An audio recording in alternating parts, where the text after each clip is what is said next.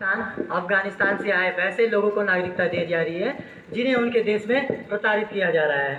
महोदया, इस कानून को लाना इसलिए ज़रूरी है क्योंकि उनके बच्चों को पढ़ने के अधिकार से वंचित रखा जा रहा है। उनके बच्चियों को ले जाकर निकाह पढ़ा दिया जा रहा है। महोदया, ये इसलिए भी ज़रूरी है क्योंकि हमारे देश के प्रथम प्रधानमंत्री जवाहरलाल नेहरू जी तथा प्रथम राष्ट्रपति राजेंद्र प्रसाद जी का सपना था कि वो अल्पसंख्यक बंधु जब भी चाहें, जो आज़ादी के बाद दूसरे हमारे पाकिस्तान में चले गए थे, हमारे जितने पड़ोसी देश जो विभाजन के समय चले गए थे, वो जब भी आए भारत में आ सकते हैं और भारत सरकार उन्हें नागरिकता देने के लिए बाध्य होगी। महाशय, आप ही के पार्टी के 1954 के प्रस्ताव में ये उल्लेखित है कि वो अल्पसंख्यक बंधु जब भी चाहें भारत में आ सकते हैं और उनको नागरिकता दी जाएगी। महाशय, आप तो अपने पार्टी के प्रस्ताव से ही मुकर रहे हैं।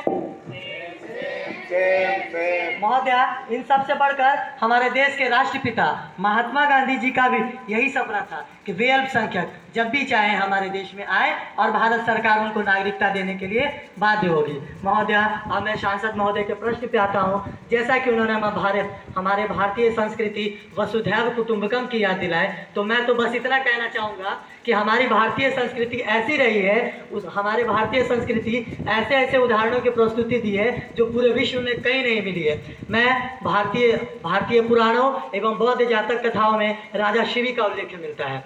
राजा शिवी के पैरों के पास एक कबूतर आके गिर जाता है जिसे एक बाज पकड़ रहा था।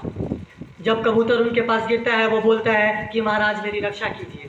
तब बाज आके बोलता है, महाराज ये तो मेरा भोजन है और राजन मैं तो आप ही की प्रजा हूँ। तो राजा बोलते हैं, ठीक है, अब मैं इस शरणार्थी को नहीं दूंगा, परंतु अगर तुम्हें भूख मिटानी है तो जितना मांस तुम्हें इस कबूतर के शरीर से मिलेगा उतना मांस मैं तुम्हें अपने शरीर से दूंगा। ईश्वर ऐसा उनकी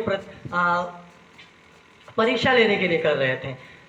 एक तराजू का इंतजाम किया गया और राजा का कबूतर का वजन किया गया। जैसे जैसे कबूतर का वजन किया गया, कबूतर का वजन राजा का वजन से बढ़ता चला गया। फिर वो तब भी राजा मतलब अपने उसूलों से डगमगाए नहीं। जब उसके बाद ईश्वर प्रकट होते हैं और बोलते हैं कि राजन, आपने शरणागत की रक्षा अपने जीवन देकर भी करने की सोची, मैं आपकी इज्जत करता हूँ। इसी पर अटल जी ने कहा था, मैंने छाती का रक्त पिला, पाले विदेश के क्षुधित लाल, मुझको मानव में भेद नहीं, मेरा अंतस्थल भर विशाल। शरणागत की रक्षा की मैंने अपना जीवन देकर, शरणागत की रक्षा की मैंने अपना जीवन देकर, विश्वास नहीं यदि आता तो साक्षी है इतिहास।